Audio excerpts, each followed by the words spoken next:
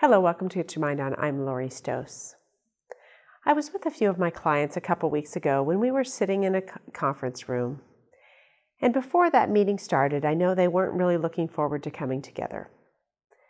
Their vice president had called me and told me that they were having some challenges with trust and getting along. So I had had a conversation with each one of them prior to coming into the room. And when we came into that room that day, there was tension. There was hurt, there was anger, there was no trust, and there were lots of emotions. And this relationship previously in months before had been strong and had been confident and they had worked very, very well together. So what happened? What happened to this relationship? Well, obviously, trust had been broken. There were a few incidents that occurred that trust had broken over time. And those things that never were in the way before, all of a sudden, all became issues. Those little things that never bothered each one of them now were huge. And their vice president was getting calls over and over again every day about different types of things that were in the way. So sometimes this happens. This is pretty common when trust is broken. Trust is broken, and can it be built up again? It can, but it's going to take some time. But sometimes with certain individuals, when trust is broken, it may take a long time to rebuild or may never rebuild. But we really have to think about what can we do to work together to build trust.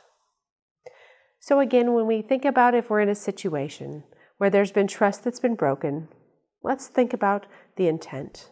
And was there an intention to hurt each other?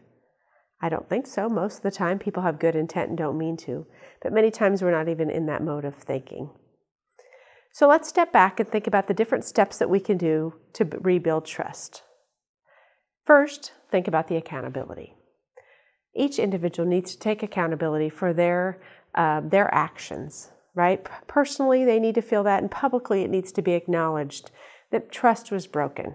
Okay, whether they feel like that was fully their responsibility, there was a piece that was their responsibility when there's two parties building trust together.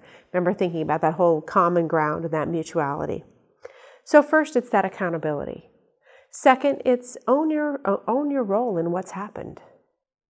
Say what's happened. Say how you feel. Because you have to own what your role is and what that means to the other party. Because most of the time when we hit that part, it's very different what you hear from one to the other because they feel like it isn't the same thing.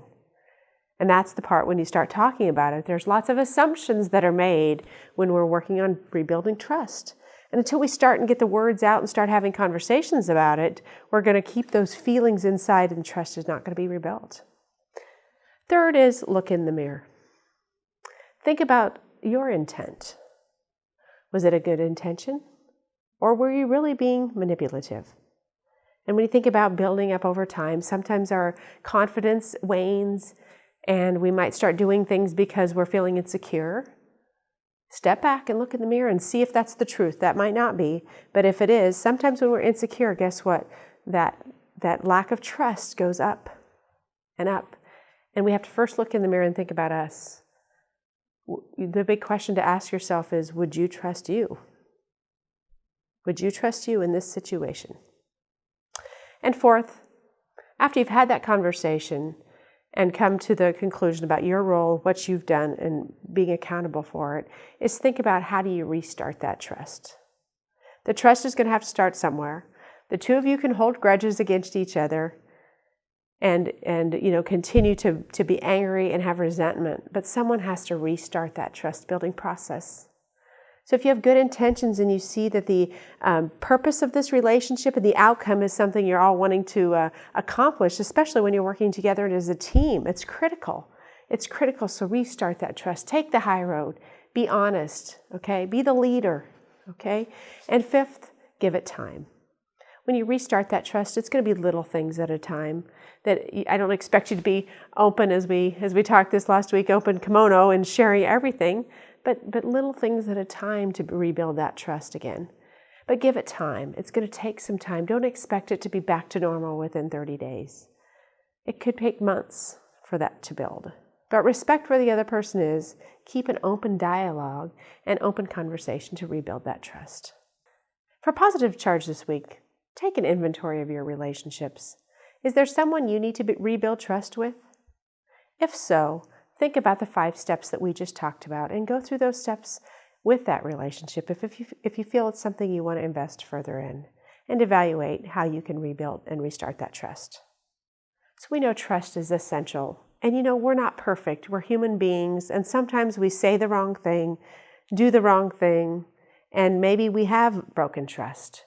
And we're human, but the best thing we can do is to step up and take responsibility for that trust, because it's going to happen. Own it and make a change to get that trust restarted. Thanks for joining us, and remember to get your mind on.